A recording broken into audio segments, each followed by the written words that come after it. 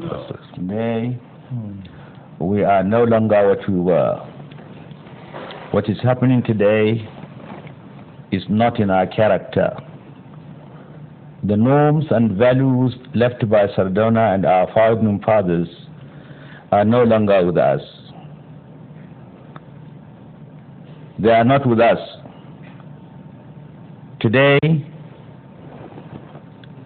as I have often described the situation, the institution of family has broken down. The respect for elders and constituted authority, which used to be our cardinal principle in our society, is now at its lowest ebb. Honesty, why it does not pay, has become meaningless.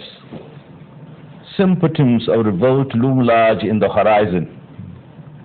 In short, there is meaninglessness in philosophy, insecurity in polity, chaos in politics, immorality in society, corruption in economy, frustration in art, and lack of creativity in literature.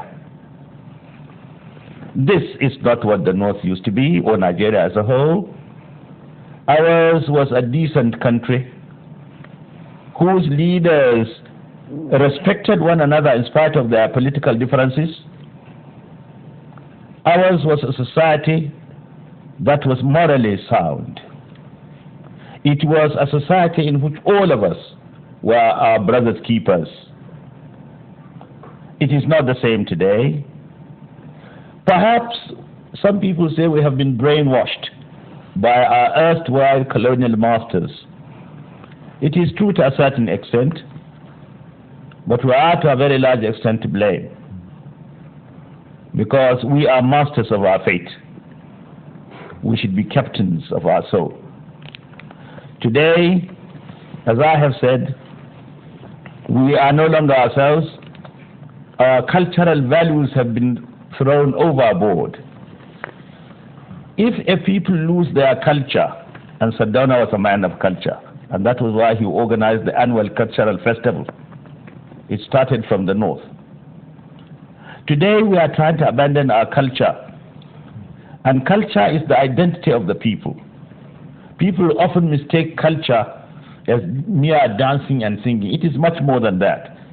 Culture is the customs and costumes, the characters and the characteristics, the manners and mannerisms, the philosophy and the ideology of our people. Culture is the totality of a people's experience. Culture is the way of life of the people. Sardauna in those days adhered to the culture of the people. We had an identity. We had respect for one another. Our society was morally sound. There was little corruption, and so on and so forth. However, in spite of the ugly picture I have painted, I believe we can still get out of the woods. I am not a pessimist, I'm an optimist. I believe that if we can revive the glory of the past by reminding us of the good achievements, the success of the Sardauna and his like. If we recall what the Sardauna did and emulate his example, we can certainly revive the glory of the past.